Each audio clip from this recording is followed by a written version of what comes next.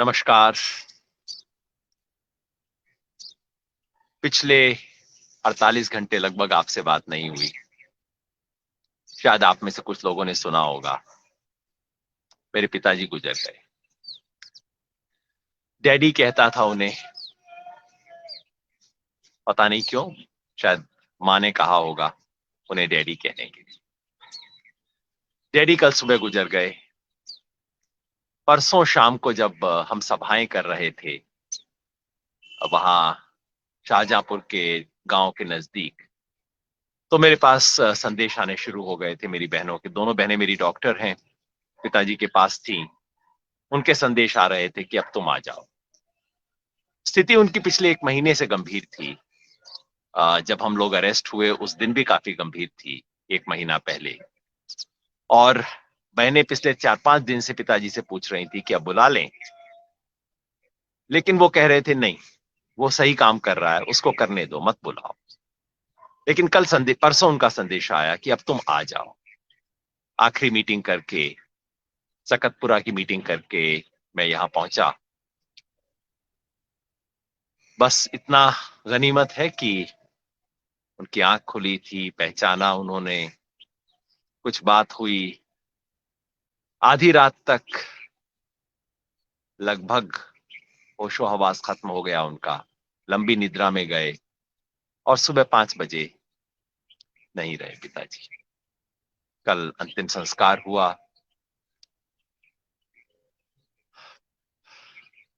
बाप के ना रहने पे क्या कहा जाए, मगर मैं सब बातें, व्यक्तिगत बात यहां करना नहीं चाहता। कुछ बात सिर्फ उनके बारे में जरूर बताना चाहता हूं आप सबको, क्योंकि सबके मन में एक तो उत्सुकता रहती है। आप में से बहुत बहुत साथियों ने संवेदना के संदेश भेजे हैं, इतनी दिल को छूने वाली बातें कही हैं।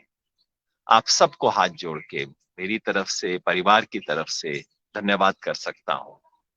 ऐसे समय पे आपका संदेश मिलता है, उसका जो संबल है, एक लगता है कि हाँ, अकेले नहीं है, कोई है, गांव है, समाज है, सब लोग हैं, आप सब लोग हैं।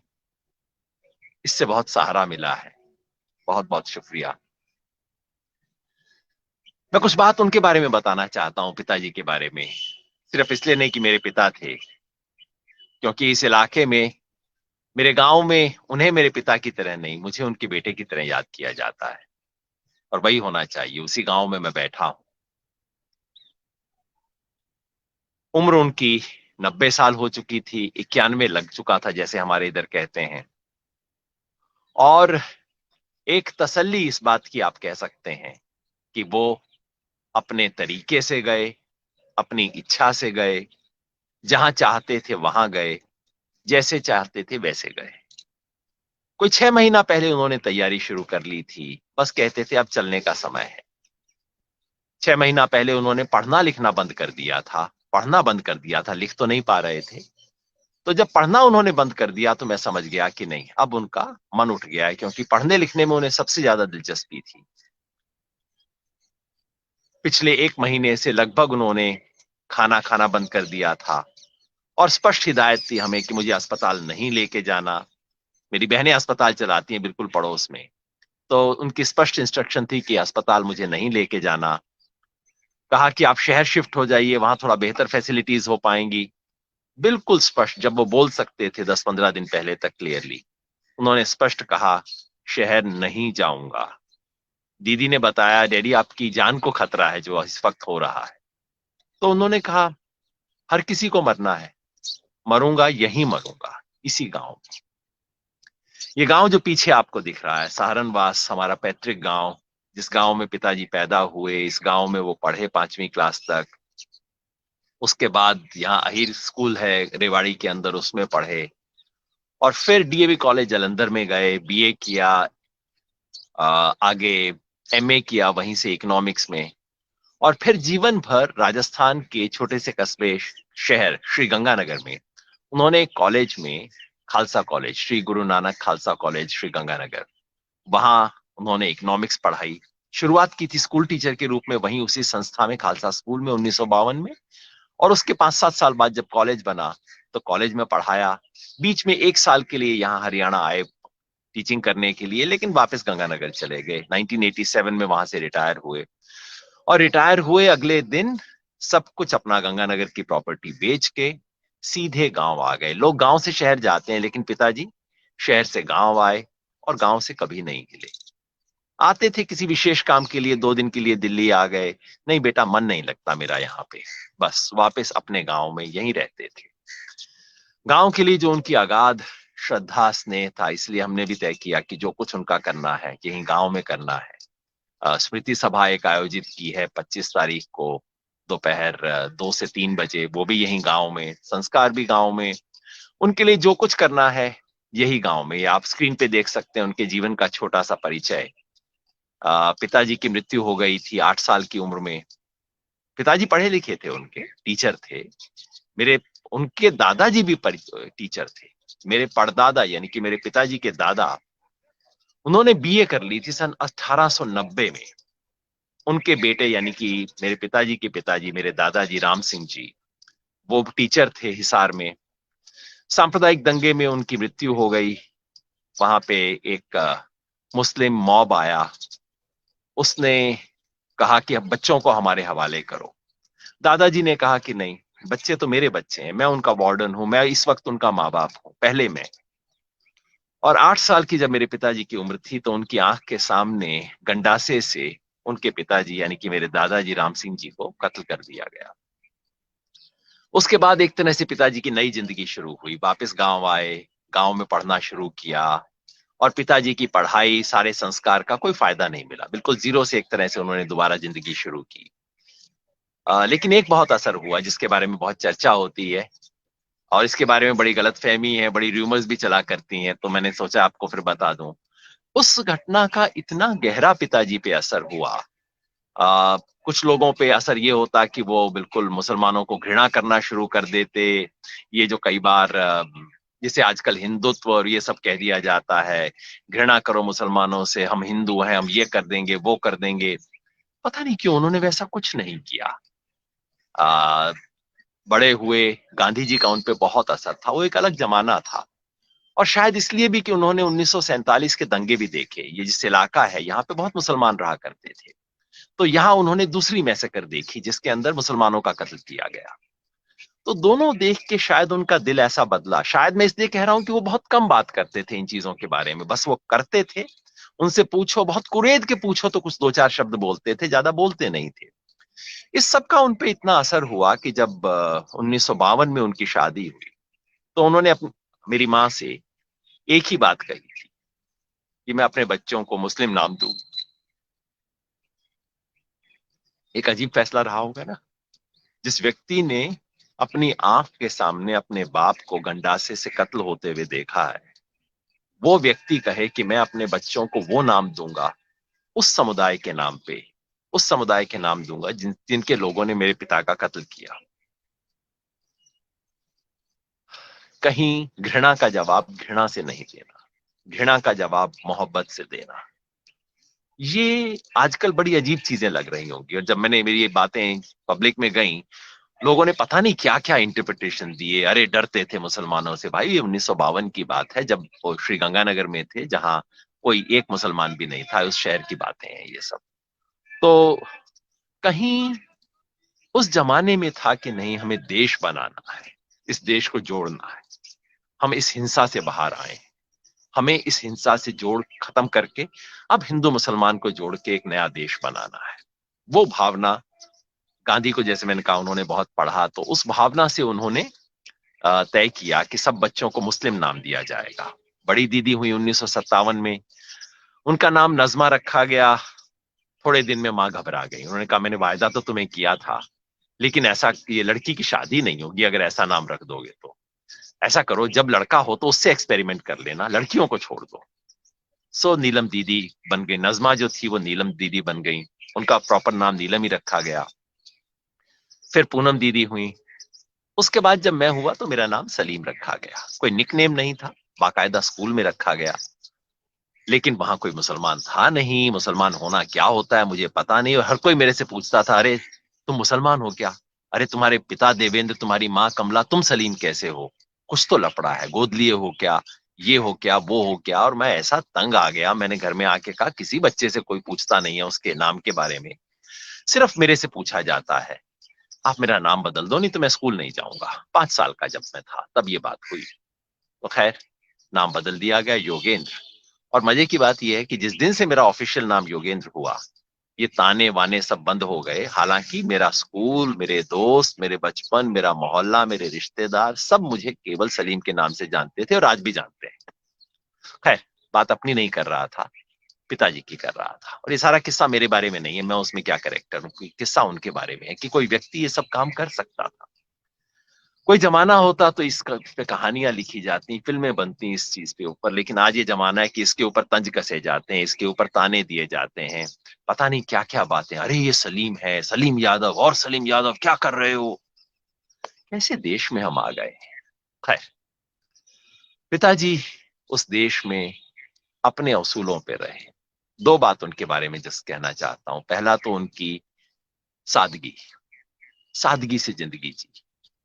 तब भी जब पैसे नहीं थे, एक छोटे शहर के स्कूल टीचर और हेडमास्टर, कॉलेज लेक्चरर।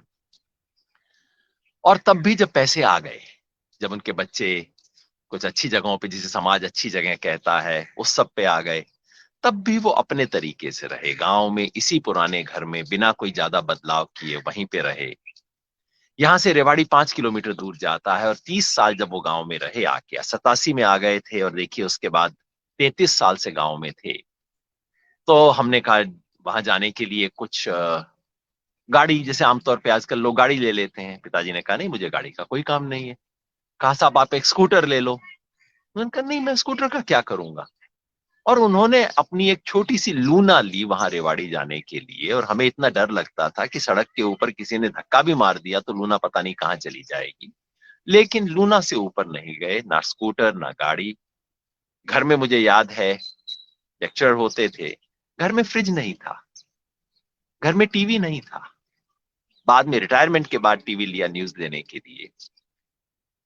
उस घर में भैंस पाली जाती थी। शहरी घर था हमारा, लेकिन खाना पीना ग्रामीण था, संस्कार ग्रामीण थे, विचार ग्रामीण नहीं थे।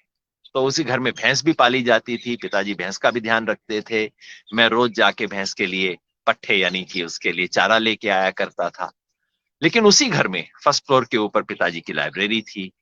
उसमें गांधी थे, उसमें मार्क्स थे, उसमें लेनिन थे, उसमें जयप्रकाश थे, उसमें लोहिया थे। वियतनाम पे चर्चा होती थी, साउथ अफ्रीका पे चर्चा होती थी, देश दुनिया के बारे में होती थी। तो जो मुहावरा चलता है ना, सादा जीवन उच्च विचार, मेरे पिताजी के बारे में बहुत लोग ये बात कहा करते थे कि सादा जीवन उच्च विचार देखना हो तो इस आदमी को देखो। साधारण खादी के कपड़े, वो खादी वाली जिद भी नहीं गांधीवादियों की, लेकिन बस साधारण खादी के कपड़े आमतौर पे। और बिल्कुल चुपचाप से कोने में बैठे हुए, अपने प्रति कोई बात जो उनके प्रति आकर्षित करे उससे दूर हट जाते थे कि नहीं, मेरे पे फोकस ना आए, मुझ पे लाइमलाइट ना आए। उनके बच्चे बड़े हुए, दुनिया ने कहा प्रसिद्ध। मैं अपनी बात नहीं कह रहा, मेरी दोनों बहनें इस इलाके के अंदर बहुत जानी मानी डॉक्टर हैं। हमारे जीजा जी और इस सब लोगों ने बहुत समाज के लिए काम किया। लेकिन वो इस लाइमलाइट से एकदम दूर रहते थे। बस सीधा गांव का एक साधारण सा व्यक्ति उस तरह से रहते थे। 4 एकड़ की खेती इस गांव के अंदर, बस उस पे रहते थे, उससे दूर, बाकी किसी भी लाइमलाइट से अलग। लेकिन विचार जो उन्होंने दिए हमें, वो विचार थे, जैसा मैंने कहा, लाइब्रेरी थी। और लोग कहते हैं मैं जेएनयू जाके पढ़ा। दरअसल हकीकत ये कि जेएनयू जाने से पहले मैंने मार्क्स भी पढ़ लिया था, लेनिन भी पढ़ लिया था, जयप्रकाश भी पढ़ लिया था, गांधी भी पढ़ लिया था पिताजी के चलते। लेकिन अपने विचार थोपने हैं ऐसी कोई कोशिश नहीं। ये विचार है बेटा, पढ़ लो जैसा तुम्हें ठीक लगे। बस सिर्फ एक दो चीजें उन्होंने कही। एक, अपने विचार को जन्म के संयोग से बांध के नहीं देखना। पैदा आप मर्द हो गए हो तो इसका मतलब मर्दों की वकालत करोगे जिंदगी भर, ये नहीं हो सकता। आप हरियाणा में हो इसका मतलब पंजाब के खिलाफ बोलोगे, ये नहीं हो सकता। ये चीज उन्होंने बहुत बचपन में दिखाई, कि सिखाई ये कि जन्म के संयोग से हम कुछ हो गए, इसका मतलब ये नहीं कि हम विचारों में भी अब उसकी वकालत करना शुरू करें। हमें दिमाग मिला है, मस्तिष्क मिला है, मन मिला है, हम खुद सोच सकते हैं, हम अपनी सोच लेके आगे बढ़ सकते हैं और सोचने के लिए मैं बंधा हुआ नहीं। कमरे में 4 लोग बैठे हैं, 5वें की आलोचना कर रहे हैं, उसके खिलाफ कुछ बोल रहे हैं। तो डैडी सबसे पहले कहते थे नहीं, वो कमरे में नहीं है, लेकिन अगर वो होता तो वो ये बात कहता। जो बाउंड्री के उस पार है, उसकी बात सोचना। परिवार में जब किसी लड़की को, किसी औरत को परिवार में, गांव में, मोहल्ले में तकलीफ हो, तो उसे पता था कि डैडी उसकी ढाल बनेंगे। हमेशा डैडी के पास परिवार की अनंत लड़कियों को, बहुओं को, पड़ोस में औरतों को के लिए वो ढाल बन के खड़े हुए एक मर्द थे। अपने आप को फेमिनिस्ट नहीं कहा करते थे, लेकिन औरत की बात सुननी है, उसके लिए खड़ा होना है, उसके साथ खड़ा होना है। गांव में जाति का सवाल था। दलित समाज के साथ यहां भी दुर्व्यवहार होता है। जिस जाति में मेरा जन्म हुआ है उसके लोग भी करते हैं, खूब दुर्व्यवहार करते हैं, क्योंकि जमीन तो जिस जाति का में मेरा जन्म हुआ है उसके पास है। उसकी बात करना। उनके गांव में अंबेडकर लाइब्रेरी खुली, पिताजी उसके साथ हमेशा। गांव में आके खुद उन्होंने भी एक लाइब्रेरी चलाई 3-4 साल, लेकिन पढ़ने वाले लोग नहीं मिले, उन्हें बंद करनी पड़ी। तो गांव की अंबेडकर लाइब्रेरी उन्होंने चलाई। छोटे छोटे सामाजिक काम किए, लेकिन विचार में पहला काम ये कि अपने संयोग से बंध के नहीं सोचना, उससे ऊपर उठ के सोचना है। वकील नहीं बनना, जज बनना है, फेयर होना है। फेयरनेस एक तरह से उनके पर्सनैलिटी को कैरेक्टराइज करती थी। आप उनसे आके कह सकते थे कि आप अपने विरुद्ध मुकदमा कीजिए, आप अपने खिलाफ गवाही दीजिए, अपने बेटे के खिलाफ बोलिए। ये बात उनसे तत्काल की जा सकती थी। दूसरा, जो अपने विपक्षी की बात को समझना। मुझे याद है मैं बचपन में डिबेट करता था, तो डिबेट कभी करके आया, उन्होंने कहा अच्छा डिबेट बोल के आयो, क्या बोला बेटा, बोलना। मैंने बोला। उन्होंने मुझसे कहा कि तुम्हें विश्वास है तुम जो बात कह रहे हो सही है? मैंने कहा जी वो टीचर ने लिख के दिया था, स्कूल में था मैं 8वीं क्लास में। मैंने कहा टीचर ने लिख के दिया था, मैंने बोल दिया। मैंने कहा लेकिन मुझे तुम्हारी आंख से लगा कि तुम्हें विश्वास नहीं है। मैंने कहा जी एक्चुअली बात तो गलत है। क्योंकि गलत बात है तो बोल क्यों रहे थे? मैंने कहा जी डिबेट थी, मेरे को उन्होंने बोला था पक्ष में बोलने को, मैंने बोल दिया। तो उन्होंने प्यार से बैठाया, बेटा कभी वो मत बोलना जिसमें तुम्हें विश्वास ना हो। ऐसी बात कभी नहीं बोली। मैंने कहा जी फिर मैं डिबेटिंग टीम में नहीं आऊंगा, वो रह जाएगा। उनका कोई बात नहीं, एक ट्रॉफी नहीं आएगी, एक मेडल नहीं आएगा। और डिबेटिंग में मेरे को बहुत मेडल वेडल मिला करते थे एक जमाने में। उनका वो नहीं आएगा, लेकिन वो मत बोलो जिसमें तुम्हें विश्वास ना हो। तुम्हारी आंख में दिखना चाहिए कि तुम्हें विश्वास है जो तुम बोल रहे हो। दूसरा, उन्होंने एक और मेरी डिबेट सुनने के बाद बोला कि अच्छा तुम्हें लगता है कि तुम्हारे ओपोनेंट की कोई बात सच्ची नहीं है? मैंने कहा जी बात तो सच्ची है। उन्होंने कहा क्या क्या? मैंने कहा जी उनके 3 तर्क तो उनके भी बहुत अच्छे हैं। सो उनका पर तुम स्वीकार क्यों नहीं कर लेते इस चीज को? मैंने कहा जी अगर मैं स्वीकार कर लूं डिबेट के अंदर तो मैं तो डिबेट हार जाऊंगा। उन्होंने कहा लेकिन तो तुम उनकी बात से सहमत हो? मैंने कहा नहीं नहीं, उनकी 3 बात से सहमत हूं, लेकिन कुल मिला के उनकी बात गलत है। सो उन्होंने कहा फिर तुम ये क्यों क्यों नहीं कह देते कि जाके कहो, शुरू में ही कह दो कि मेरे विपक्षियों की 3 बातें सही हैं, लेकिन पूरे संदर्भ में देखा जाए तो जो तर्क वो बना रहे हैं वो गलत है। ये मेरे लिए बहुत बड़ी बात थी। वो बात, इन 2 बातों को मैंने जिंदगी भर गांठ बांध लिया। आज जब लोग मुझे कहते हैं टेलीविजन में आप बोलते हैं, आप अच्छे तर्क देते हैं, ये करते हैं, वो करते हैं, सच बात ये है जो मैं बोलता हूं उसका 80-90% पिताजी की देन है। उन्होंने वो फ्रेम दिया जिसमें मैं सोचता हूं, उन्होंने वो सिखाया। और एक जो एक फेयरनेस का सेंस। और लोग अक्सर मुझसे कहते हैं कि अरे आप गुस्सा नहीं होते। ये भी सीधा उनका स्वभाव था। गुस्सा तो होते थे, ऊंचा कभी नहीं बोलते। जिंदगी में शायद कभी मैंने उनको आवाज ऊंची करके बोलते हुए नहीं सुना। थोड़ा कान नजदीक जाके उनको सुनना पड़ता था अगर उनकी बात सुननी। खैर, अपने पिता के बारे में कौन कितनी बातें हर व्यक्ति कर सकता है। बस मैं इतना बताना चाह रहा था कि उन्होंने क्या कुछ दिया जो मुझ में आपको कई बार गुण दिखाई देते हैं, वो दरअसल मेरे नहीं है। मैं ये जानना चाहता था, ये कबूलनामा करना चाहता था कि ये जो आप मुझ में देखते हैं मेरा नहीं है, ये उस व्यक्ति का है जो कल चला गया। जैसा मैंने कहा, विचार से ज्यादा सामाजिक आंदोलन में उनकी आस्था थी। उन्होंने खुद गंगानगर में संपूर्ण क्रांति विचार मंच शुरू किया।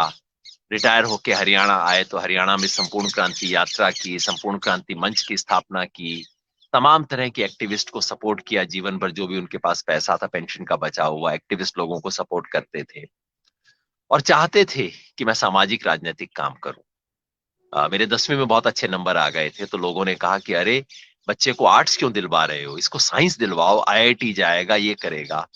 तो वो कहते थे हमेशा नहीं, आईआईटी जाना, इंजीनियर बनना, आईएएस बनना ये छोटे काम है, समाज को बदलना, समाज की दिशा बदलना ये बड़ा काम है। इसलिए वो चाहते थे कि आर्ट्स पढ़ें, ह्यूमैनिटीज पढ़ें और सामाजिक काम करें। जैसा मैंने बताया, जब मैं इस पूरे आंदोलन में शामिल था, उन्हें पता था, हर दूसरे दिन खबर भी ले लेते थे, अच्छा कहाँ है सलीम, क्या कर रहा है। और दीदी कहती थी बुला लें, तो वो कहते थे नहीं, बुलाओ नहीं। आंदोलन, इस आंदोलन के साथ उनका मन था, आंदोलन को उनका आशीर्वाद था, उनका सहारा था। बहुत कम भावना की व्यक्ति थे, कम बोलते थे। परसों आया, कभी भी, जैसे मुझे पूरी जिंदगी में याद नहीं उन्होंने मुझे कभी गले लगाया हो, कभी मुझे गोदी उठाया हो। बहुत उस लिहाज से बहुत सूखे रूखे तो नहीं, बहुत बहुत अपनी भावनाओं को व्यक्त न करने वाले व्यक्ति थे। परसों आया, उन्होंने हाथ बढ़ाया, हाथ पकड़ा मेरा, मुझे लगा बस इसी में आशीर्वाद था। बोले नहीं, बोल पा नहीं रहे थे, कुछ बोल रहे थे, वो आवाज हमें समझ नहीं आती थी क्या बोल रहे हैं। तो बस उन्होंने हाथ उठाया, उनसे जुड़े और समझिए उनका आशीर्वाद है। बस मुझे आज के दिन छुट्टी मिली है।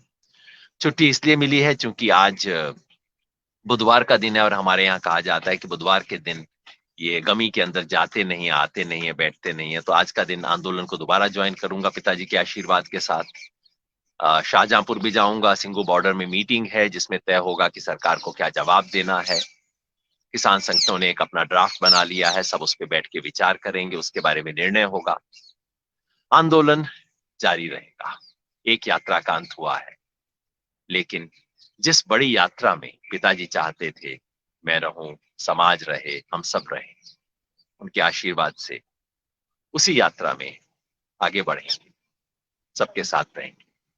आप भी जुड़िएगा। पिताजी के लिए आपने जितने संदेश भेजे, जितना स्नेह से भेजा, एक बार फिर हाथ जोड़ के मेरी तरफ से, दीदी की तरफ से, माँ की तरफ से, सबकी तरफ से बहुत बहुत धन्यवाद। और अब जैसा पिताजी कहते, बस ये बातें बंद करो, काम पे लगो, आंदोलन पे लगिए। आज याद रखिएगा, आज आंदोलन की तरफ से एक विशेष अपील है। वो अन्नदाता जो 3 वक्त हमारे लिए खाना हमारी टेबल पे रखता है, उस अन्नदाता की स्मृति में एक खाना स्किप कीजिए, एक खाना छोड़िए। दोपहर लंच का हमने कॉल दिया है, लेकिन लंच नहीं, डिनर, जो आप समझें। अन्नदाता की स्मृति में एक खाना आप भी छोड़िए। इस आंदोलन में वो आपका योगदान होगा। बहुत बहुत धन्यवाद।